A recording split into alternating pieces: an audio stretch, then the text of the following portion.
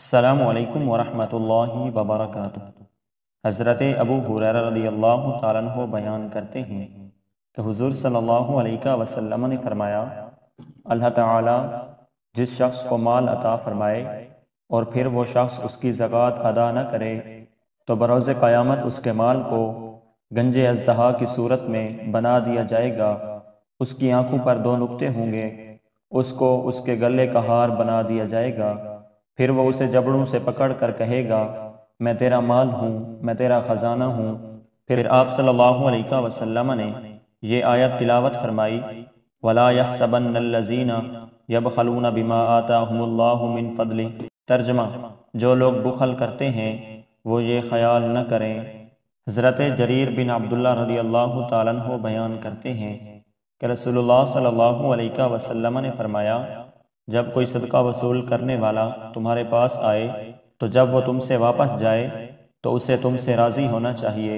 حضرت عبداللہ بن ابی اوفا رضی اللہ تعالیٰ عنہما بیان کرتے ہیں کہ جب کوئی قوم نبی علیہ السلام کے پاس صدقہ لے کر آتی تو آپ صلی اللہ علیہ وسلم دعا فرماتے، اے اللہ فلاں کی آل پر رحمت فرما۔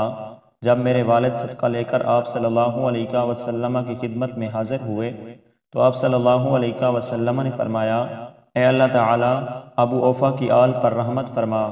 اور ایک روایت میں ہے کہ جب کوئی آدمی اپنا صدقہ لے کر نبی علیہ السلام کی خدمت میں حاضر ہوتا تو آپ صلی اللہ علیہ وسلم فرماتے، اے اللہ اس پر رحمت فرما۔ حضرت عدی بن عمیرہ رضی اللہ تعالیٰ عنہ بیان کرتے ہیں کہ حضور صلی اللہ علیہ وسلم نے فرمایا، ہم تم میں سے جس شخص کو کسی کام پر مامور کریں اور اگر وہ ہم میں سے ایک سوئی یا اس سے بھی کوئی چھوٹی چیز چھپا لے تو یہ خیانت ہوگی جسے وہ بروز قیامت لے کر حاضر ہوگا۔